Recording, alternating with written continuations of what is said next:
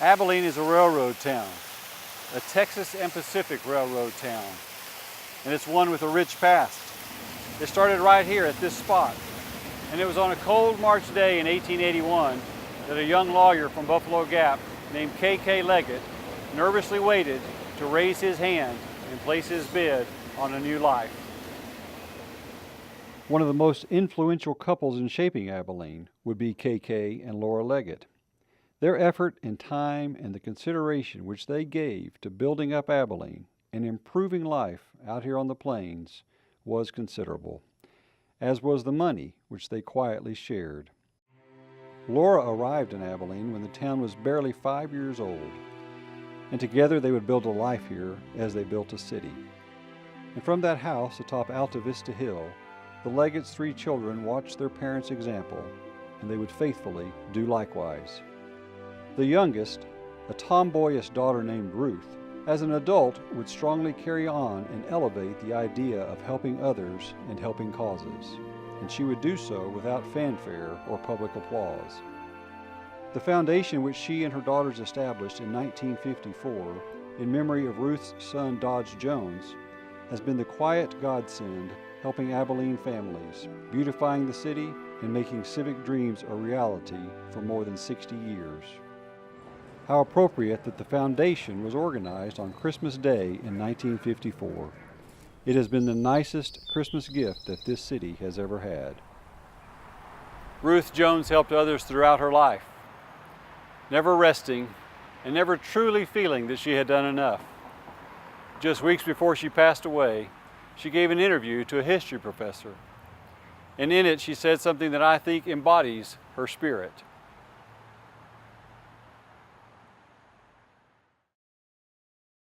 What Mrs. Jones did for Abilene is impossible to measure.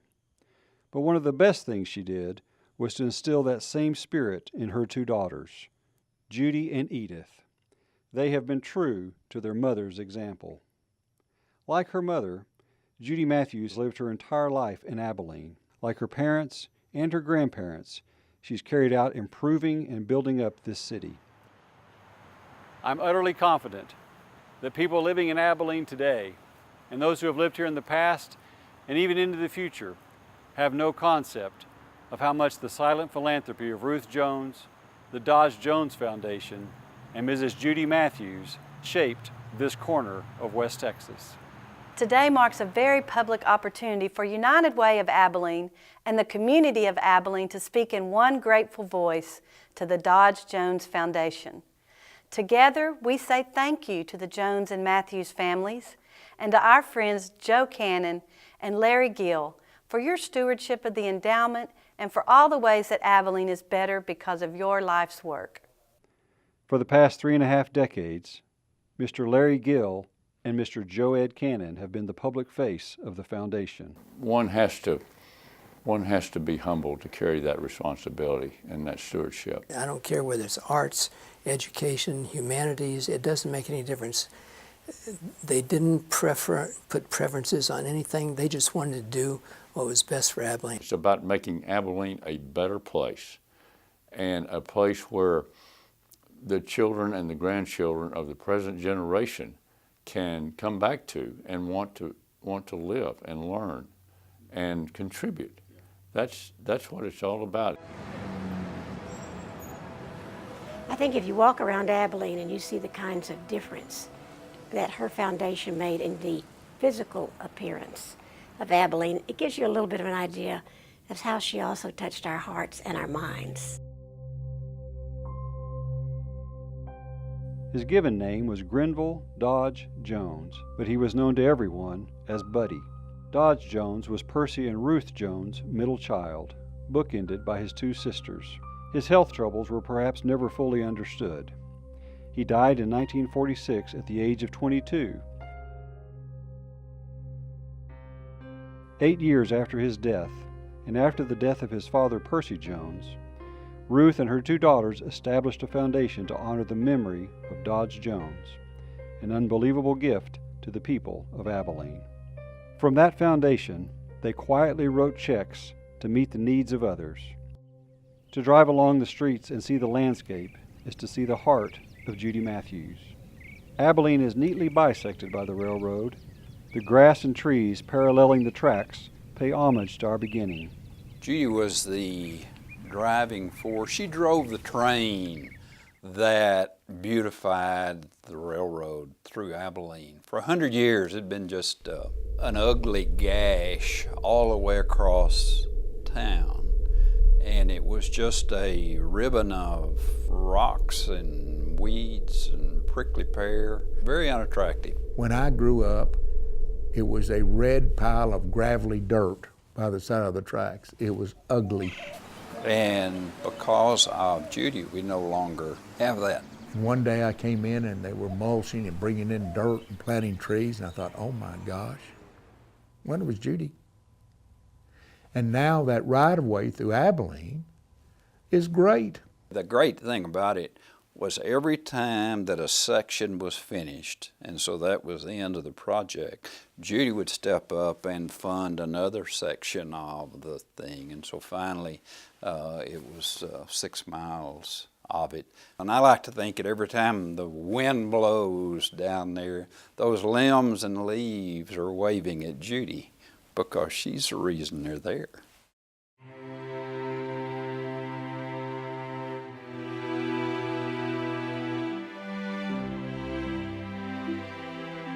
She and I were talking. She said, you know, I'd really like to focus on turning the downtown back into a vibrant downtown again.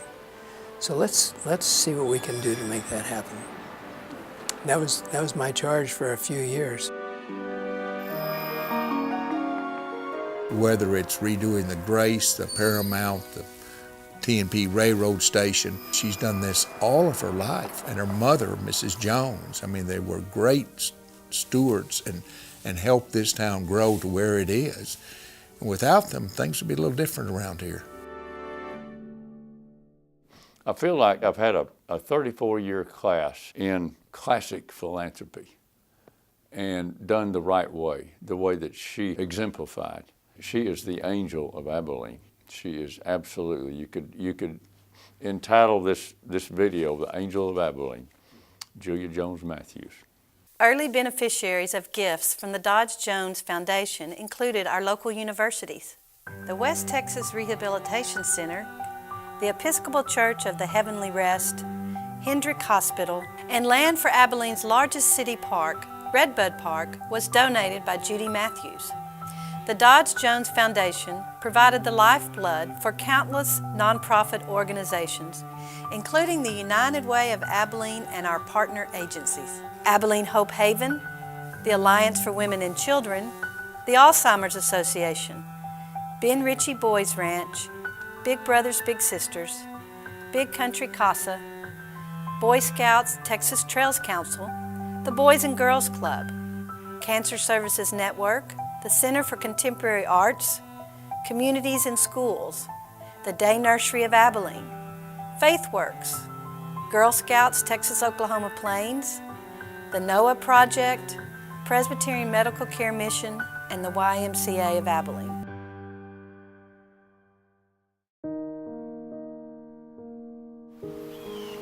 This railroad town has been framed and forged by good people, certainly by KK and Laura Leggett and Percy and Ruth Jones. It's been framed by the quiet philanthropy of Mrs. Judy Matthews and the foundation which honors the life and the memory of her brother. It has been said by many that Mrs. Matthews lived a life of gracious love for her hometown.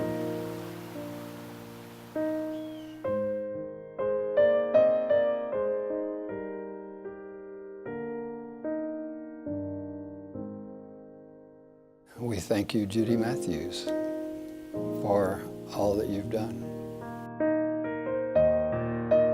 You know, you talk about a city like it's a city, but when you say how much she's meant to Abilene, it's not the steel and the asphalt and the concrete, it's to Abilene, the people.